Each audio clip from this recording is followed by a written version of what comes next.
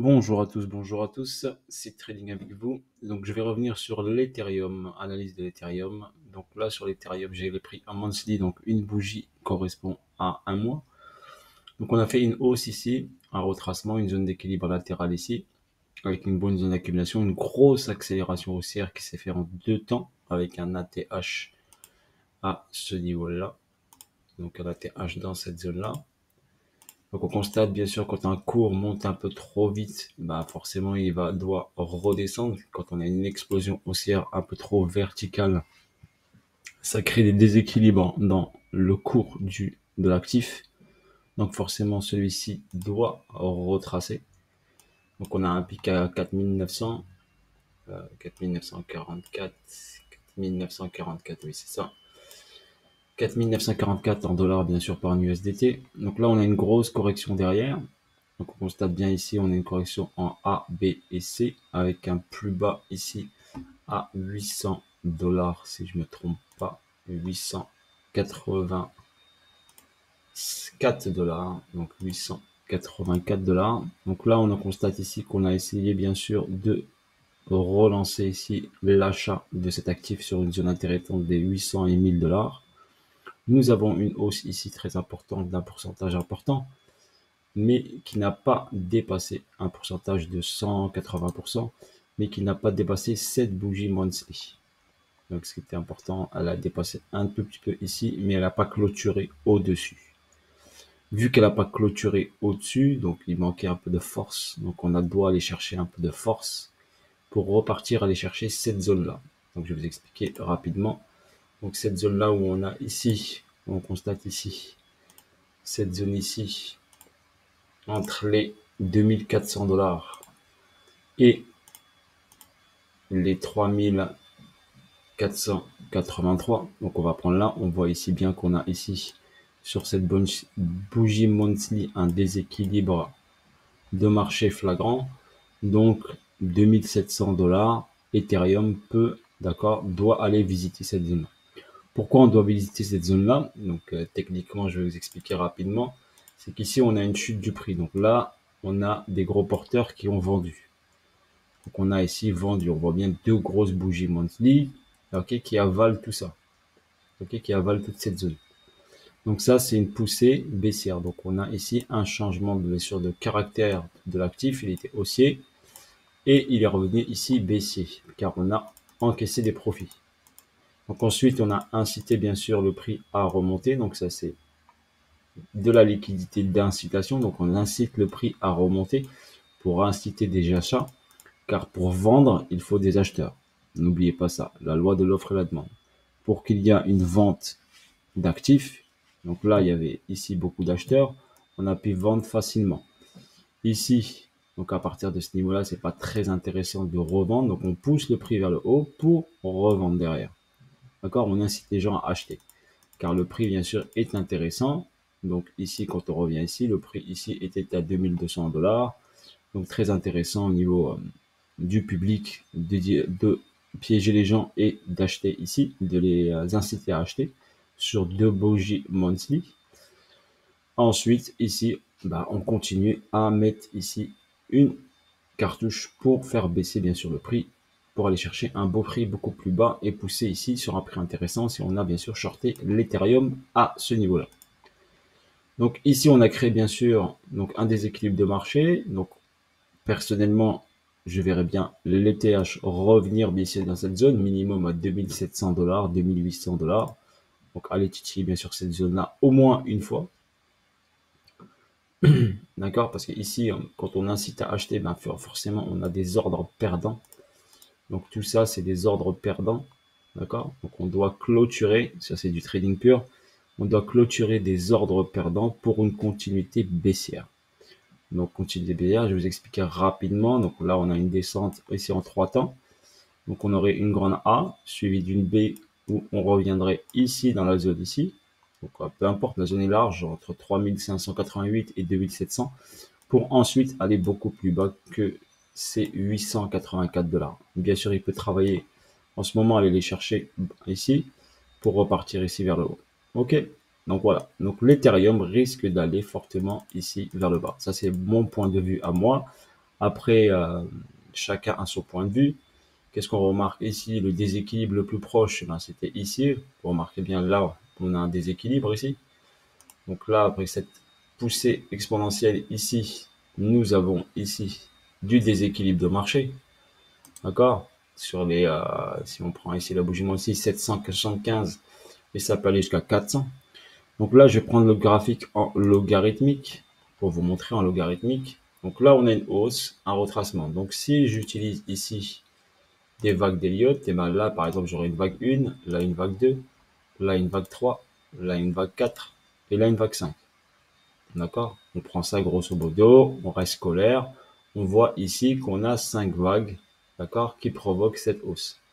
Donc forcément, on aura forcément un retracement de cette zone-là. Voilà, donc après, si on utilise par exemple ce sommet-là avec ce sommet-là, d'accord, on trace ici une trendline. Donc le prix doit revenir sur cette trendline. Donc il peut venir dans les zones des 400 $, 600 $. Donc après, on verra. Ok. Donc là, pour ce que je vois personnellement, donc c'est une baisse un peu plus profonde de l'Ethereum. On remarque bien ici que le prix pour faire son ATH est parti du niveau des 73 $83. On remarque bien ici, on a une hausse, d'accord, une accélération haussière et celle-là un peu plus plate, d'accord. Donc cette accélération haussière est très importante. Elle a créé un gros déséquilibre entre les 59 $ et les 8 $. Personnellement, Ethereum peut revenir visiter, bien sûr, cette zone-là. D'accord? Je dirais pas tout de suite, ça reste du monthly, n'oubliez pas. Mais gardez en tête que Ethereum, d'accord, peut passer sous les 73 $. Le niveau des 73 $ est un niveau très important car c'est la structure majeure. Donc ça, c'est une structure majeure de l'Ethereum. Donc ce plus bas et ce plus haut. Ok, c'est la structure la plus importante de l'Ethereum. Comme pour le BTC, c'est 3200 $, 3900 $, 3200 $. Donc il ne faut pas qu'il descende en dessous des 73 $ pour maintenir sa tendance monthly, weekly de hausse. Ça veut dire qu'il a un order flow, bien sûr, aussi tant qu'il ne casse pas ce niveau-là. D'accord? Pour l'instant, on est sur des retracements par rapport à un order flow, à une tendance. On va parler en français, donc une tendance haussière de fond monthly, weekly. OK? Là, sur du daily, H4, tout ça, donc on a quand même une tendance qui est plutôt sur un retracement baissier pour aller chercher des zones importantes ici pour équilibrer le marché. Donc la zone la plus, on va dire la plus cohérente, on va dire la plus cohérente serait bien sûr d'aller chercher cette zone-là, d'accord. Donc c'est 424 $, donc cette zone ici, ok, qui est une zone très cohérente ici. Donc si je trace mon petit rectangle ici, donc on a une zone ici où le prix bien sûr a marqué un arrêt, donc sur cette zone ici. D'accord, on va la matérialiser. Donc ici, regardez, donc la zone ici, donc je vais la mettre ici dans une couleur différente.